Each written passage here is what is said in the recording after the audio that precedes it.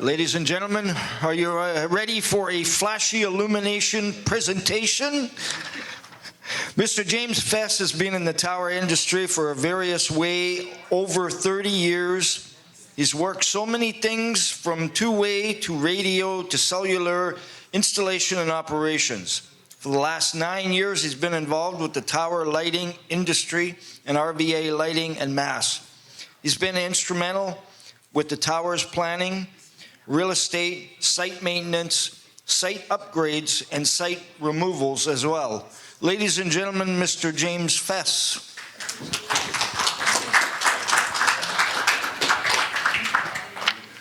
Don't let them tell you it's that illuminating, but we'll try and do what we can. So it's been a fun industry, that's for sure. Considering I was just a lonely little auto mechanic before it all started. So, but yeah. I think I did this, 3 years ago. We talked about some of the new regulations in 2023 that were coming out with the IR and stuff like that. And kind of touched on regulations more than anything and reviewing of Standard 621 with Transport Canada. And I thought it was impertinent this year that we talk more about maintenance of tower lights, because that seems to get lost in the shuffle more than anything. And that's kind of why I'm here. I just want to make sure everybody has what they need, basically, to make your lives a little simpler and make sure you're compliant. So that's all we're trying to do. And any questions, just scream, shout, whatever you got to do, get my attention. Just don't throw anything at me. I'm sensitive. I'm very sensitive. So I'm just kidding. So I got a question before I get to my first page. Does anybody know what this is? What's that? The tower paint job. Well, there you go. And it's a requirement because orange paint fades. So. Should I win something? Well, no, here, you want my business card? He gets the chart. You can have the chart after, that's right. But a lot of people don't have these. Like, I have one. Some of the tower inspectors may have one, but we have them in stock. We have them by the boxes. If you guys ever want one, just let me know. They're handy, it's great. You just put them up against the paint. And if it's not within that chart, it's faded too much. I want to see you put it up against the AM tower pin. Just a second. Does it look good? Harry needs a repaint.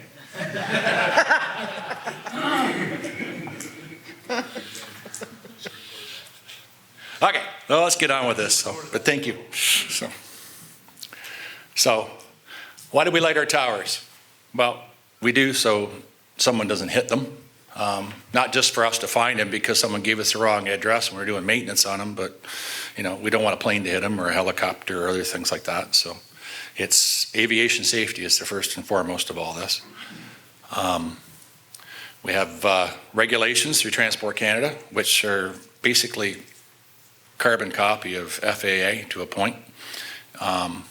We have aeronautical assessments that are done by Transport Canada and NAV Canada. Land use permits when you're building a new tower, all kinds of things like that. There's different types of lighting we're going to talk about. Technology, monitoring, which is good to know. But the thing I really wanted to talk about today was the annual tower light maintenance. So it needs to be done once a year. You need to look at these things. And if you see something wrong, we'll just kind of do a glance at the NOTAM process as well. Okay? So aviation safety, it's an identified tower. It's registered with Transport Canada and NAV Canada. They know about it. They know its elevation. They know how tall it is. They know what it is. And it's on the list. So if something happens where your light's not working, you can call them. You have all that data available to you. You can call NAV Canada and issue a NOTAM until you get it repaired. And then they'll put that into flight planning for any aircraft and things in the area. It'll be part of their flight plan. Which is kind of handy, so they'll avoid it. So, because we do not want to see something hit one. Now, FAA advisory is like I said, Transport Canada is a carbon copy to FAA. They have a circular where there's obstruction and marking of the lighting and stuff like that. They have equipment, which is basically approved equipment. That's something to always keep in mind in the background. We'll talk about that more as we go. We got ICAO, we got DGAC in Mexico, and Standard Transport Canada, Transport Canada 621 here. They're pretty much all the same. There might be some slight variations in there, but the general idea is the same. You can see the regulations online. I'm sharing this presentation with the group, so you guys always have reference back to it, so the links are there. So if you ever want to read into the regulations, you can dig deep. It's late night reading. It's great to go to sleep to. It's a lot of words, but as long as you find what you're looking for, that's half the battle. They are mandatory. They say there's fines. I have seen some. I haven't seen a lot, but they are out there. Maybe the new government now is going to, hey, we can make more money with that too, so who knows what they're going to do. You never know what they're doing from one day to the next, but the end of the day is it's listed as it's finable, and there's regulations. Let's see here. Process for new towers. So you maybe not see that very often unless you're moving a site or something like that, but I used to see it a lot in the cellular business. That's all we were doing, it seemed, is we were sending away land use permits and all kinds of different things. Why I mention this is sometimes towers don't need to be lit anymore too. So if you get to the point where it's very expensive on the maintenance, maybe it's worth having it reassessed. So we'll get into that more as we go. But it's just to be honest, hey, sometimes it's not in the flight paths anymore. Maybe they don't care if you light it. Maybe save you some money. So as much as I want to sell you a new light system, but you know, it is what it is. So, and then the assessment forms, fill out your elevation, your tower size, and blah, blah, blah, and then submit it. They'll have it for 8 to 12 weeks and get back to you with an answer. So don't expect an answer tomorrow. You won't get one. So not to say anything, but there's process to it. So generally, if you're 5 kilometers within any kind of an aerodome, chances are you're going to need one. You're going to need a light. So that's a lot of air traffic around it. So that's just a general consensus. Okay, so we have a bunch of reasons why there's regulations. We got your photometrics, which is under standard 621, so the tower is visible to pilots. Electrical safety, which we always seem to have to cover. Making sure you're not electrocuting any equipment that's not really regulated under CSA. So you got to keep an eye on that. RF noise under the old Industry Canada, it's ICES 005. They found some light systems create noise in the data stream on very high frequencies.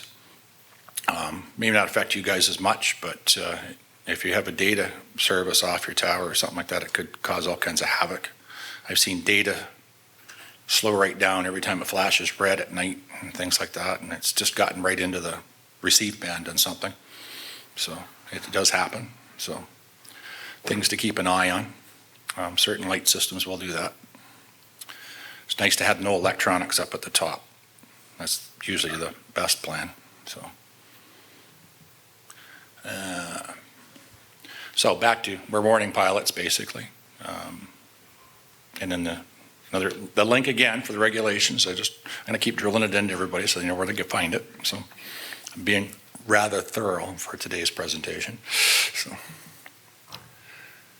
various types of towers. So our typical A system is a painted tower with 7 bands of paint and red lights. Depends on the height, how many beacons, or if it's just markers or where it's at. Our B systems, which is more high intensity. C is high intensity with an appurtenance on top. D is white day, white night, up to 500 feet. E is white day, red night, up to 500 feet. And then F, we got high intensity again. And G, more high intensity. So just there's various configurations depending on what you have. So if you're not sure, send a tower profile to any of us over at the shop and we'll gladly advise you what you think you need. That falls into the rules. If you want that, more than happy to help. So, without spending days on that one analyzing it. But 7 bands of paint, I want to talk about that. And then that was the important part, and that's what this chart's for. So, some people say, well, I got 7 bands, the red's good, the white's falling off of it. That's no good, you gotta have clean white. The other problem I have too now is co-located towers. A cellular service has jumped on the tower with you or whatever, and they got bundles and bundles of lines up one whole tower face. That's a problem as well, because now you're covering 25% of the painted area of that tower. Now it's non-compliant. So the lines have to be painted, or you have to change from your red system to go to a white system, day, white day, red night, or white, because one side of that tower is not visible now, basically to the pilot. So it's something to think about. It's just little things like that that get missed a lot, actually, that I've seen over the years, that's for sure. Various charts and the heights and what's needed with painted. You can go as high as you want. You just take it to the clouds. It'll go there. So a lot of painting though. Go up that high. That's all I'm going to say. We rarely ever do them anymore. No one wants to paint. It's too expensive. Unless the tower company hates the rigging crew, they want them to quit, so they'll make them paint. Right, John?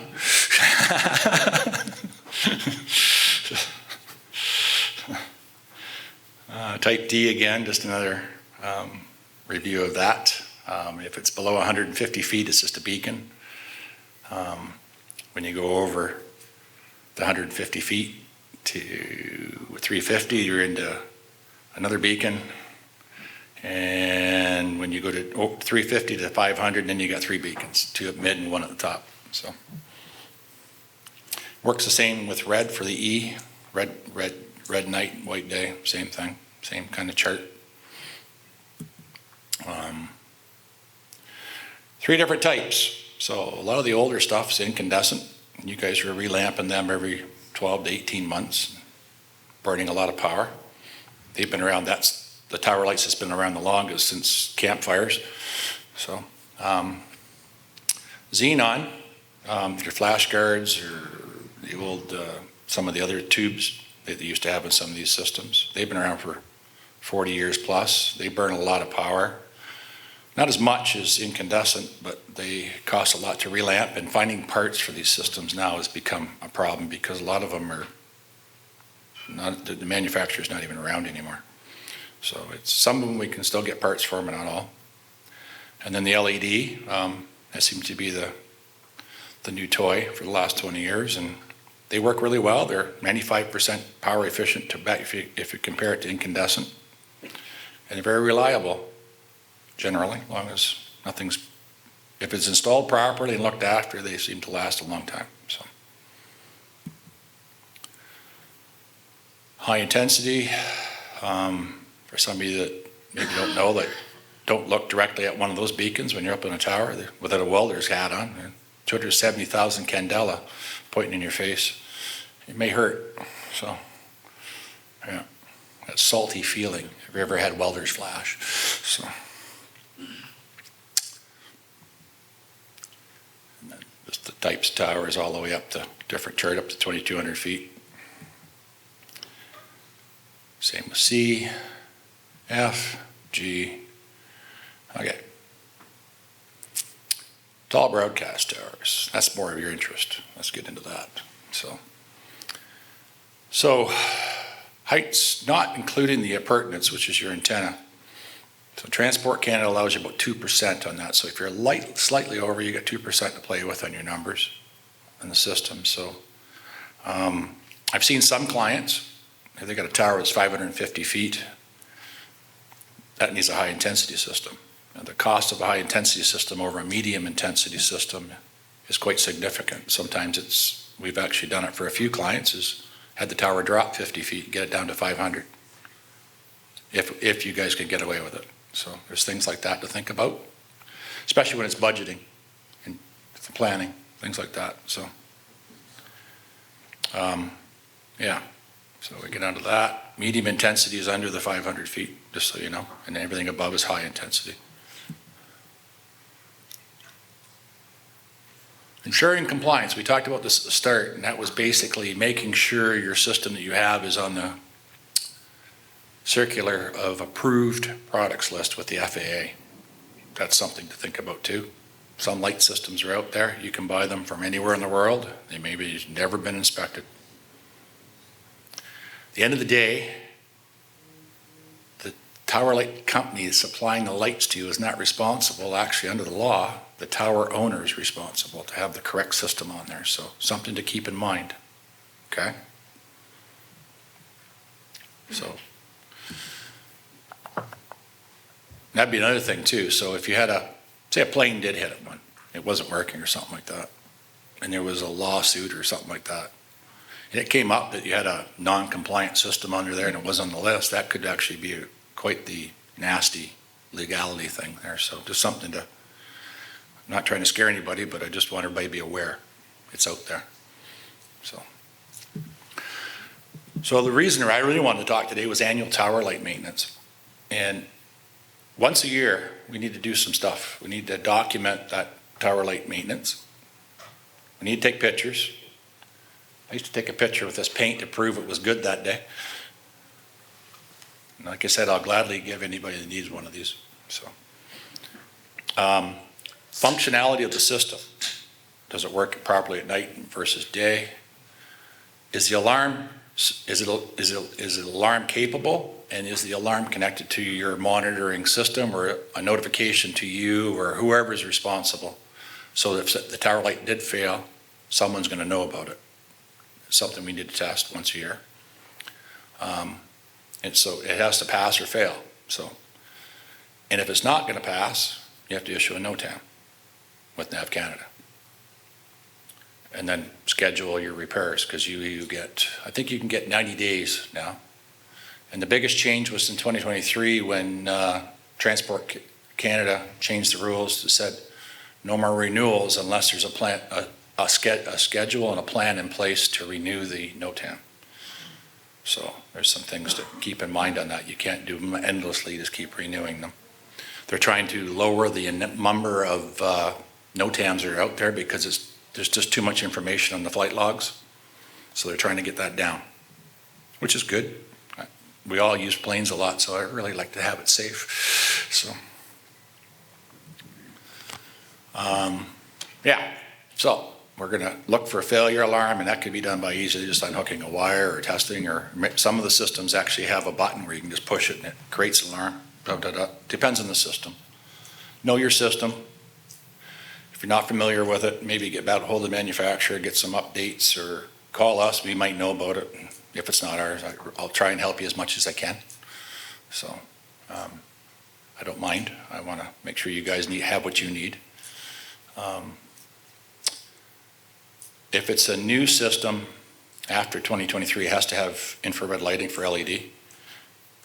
Anything prior to that is grandfathered in. But if you upgrade that system, now you got to go to IR. So there's something to keep in mind. So it's just because you fixed it, you may have upgraded it. So you got to watch where you go with that. So, but it's always better to have more than less.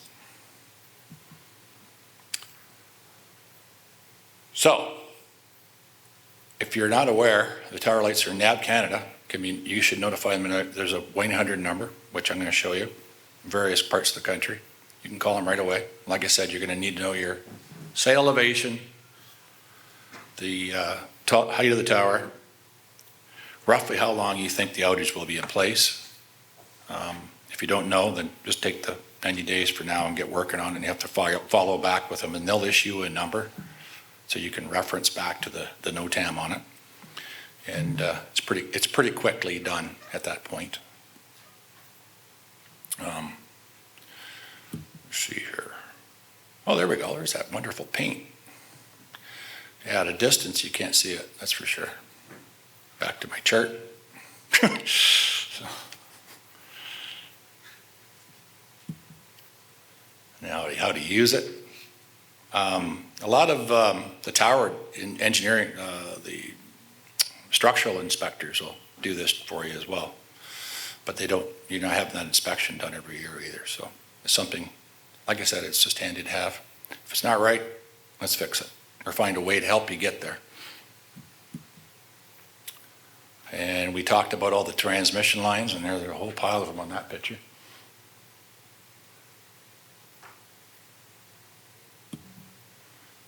And all the various numbers. London seems to be the busy one. So I've called London many times for people. So before you call them, like I said, have all that information. So if you have multiple towers, it's nice to have a database of all that information, right? So and it's handy too for when you're calling for parts and repairs. You know what you're dealing with. You can say, hey, I got this at this tower, I need this. And it helps us give you answers faster. It helps the tower crews mobilize better. And you can kind of get an idea of what you're dealing with for a timeline on the process as well.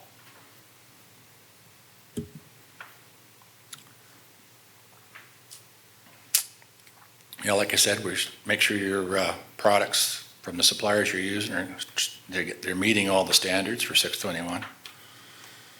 Inventory, we just talked about. Require functional tower light alarms, must be inspected annually and tested. If you don't have an alarm system, there's another way to get around that. Whoever's living near that tower, you can give them a book and say, can you check that light, make sure it's working every day, and write it down. You checked it today. You can get away with that. That's very archaic, but it'll work. It'll get you out of some legalities that we looked at every day within 24 hours. Not many people want to do that for you, though. And I don't think you want to visit your tower every day either, unless that's, your prerogative. And it's pretty straightforward. And if you guys have any, questions now, but there's also, we have a booth here, so any other questions you want to just ask me personally or one of the other guys in the booth, like Rick Rivers or Andrew Gray, we'll all be here this week. So we'll gladly help you along. Any questions? I see some hands.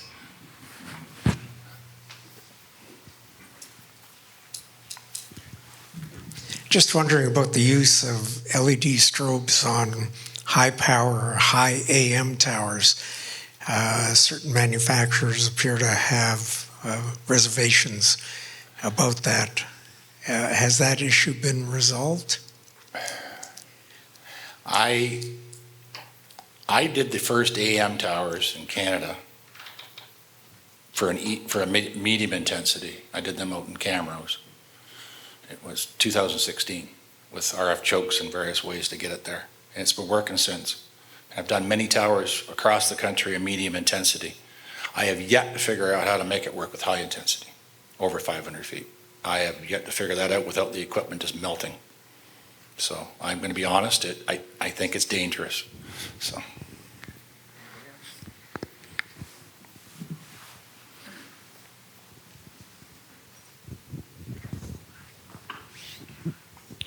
Just to answer the high intensity, I believe CBC has a high intensity. Yes, they do have one, yes. AM.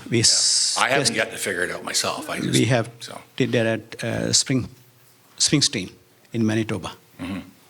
That's working. I have a question for you. Yep. You are mentioning about the annual tower light inspection is a mandatory. It is mandatory. So where that clause comes, It's right in your standard 621 for under Transport Canada. Also, it's a mandatory. It's mandatory within the 621 standard, yeah. Okay, thanks. Yeah. Anybody else? Oh, John's got one. He just There we wants go. to get under my skin. He loves me a long time. I can see. I think you got envious of me. No, these are questions, they're not to put you on the spot, they might help a lot of people in this room. Yes. So I got two. So the first one is, can you clarify when we can eliminate the marker lights on a red light system? There's the bird strike thing, you can just go with beacons and not have the intermediate marker lights. That'd be over 350 feet. But there's a certain short version where you have to have them no matter what. That's what I found out. The hard way. mid-level Yeah. marker, right? you're talking about the mid-level marker, is 150 feet to 350. You have to have a mid-level marker. So in that shorter version of red lights, you And then have to have a 150 or marker. lower is an E0, and you just need the beacon. Right. And then over 350 up to 500, you got your two mid-level beacons and your top beacon. You So don't on need the those- markers anymore. So on those taller ones with red lights, you can eliminate the Yes, you completely eliminate intermediate, steady the burning markers, lights. Completely eliminate. It's important for folks to Yeah. know that because it If it's saves you a bit of money. If it's an E system. Yes, right. If it's an A system, then you still need your markers. Okay. So, Totally different question now. Mhm. With regards to which, A, B, C, D, E, F, G, all your different systems. So if you have a approval, let's say, for red lights and paint, can you offer an alternate system and go to the white lights or let's say you have approval for white medium intensity, but you got a customer that says, hey, all my neighbors are complaining about the white lights at night. I want to switch the red on at night. Do you need to get approval for that? Or if you're already approved, is it okay to switch modes or types of systems without getting approval as long as you're still within the? there's variations within. So if it says red light with paint your day, and the red light's your night. So you need your red light at night, and you need something to mark that tower for the day. I've done some systems where you've gotten away with if it was under 150 feet, where it was an E0 system. So I had a white day beacon, but at night, instead of a bright red beacon up there, we've done as a double obstruction light up there beside it instead. So it still met the 150 requirement for the DOL at the top under an A system at night, but it's got the daytime of an E system or a D1 or a D0, right? So we've done that combination and mixed it up to make it work. So it's still compliant in its versions. So it depends on the tower you have, the height, but please ask. We have options for many things, but I think it's good to know that there is options. There's blocking bands as well for some of these tower lights, so they don't glow into the bedrooms as much. You can put them on there, and it takes a lot of the ground scatter out of it. So there's those options as well. There's just various ways to get around it, but we can do it. Yes. A question, between modes, so if you choose to, you put up a tower long ago, you're approved as whatever letter, and you decide you want to go something different, are you stuck waiting that 12 weeks as transport reapprove your new letter? Well, they're not going to rush for you. But the point is, but what you're saying is you actually have to, you can't just arbitrarily say I was an A, then if I choose E, I more than meet A. Well, long as you meet the criteria or exceed it, right? Okay. So you don't want to go less without approval for one. But you don't necessarily need to worry getting approval if you're going No, more. like if you had an A system, you upgrade to an E, Yeah, you're more than, That was kind of my question. Yeah. If you're approved for, say, Yeah. red lights and paint, put in a yeah, you're good. you don't need to go get approval to switch that as long as. No, you've upgraded it. You've gone better than, I guess I complete your question. Right. Yeah. So Yeah. they can update the charts, right? Exactly. Yeah, because in my limited experience recently, I've seen assessments come back as this now needs marking per the standard at night or day and night. Mhm. They never said it has to be an A, B, C. D. Nope. They just said you need to mark it. They So give you the minimum requirement, and it's up to you to decide what you want to do, so. we've always just picked which one suits us. Mhm. And as long Yeah. as it's compliant. Yeah, as long as it's compliant in the end. So the end of the day is if it's already a painted tower, check it, because they're not coming out to look at it, they're just going by the piece of paper you submit it, so.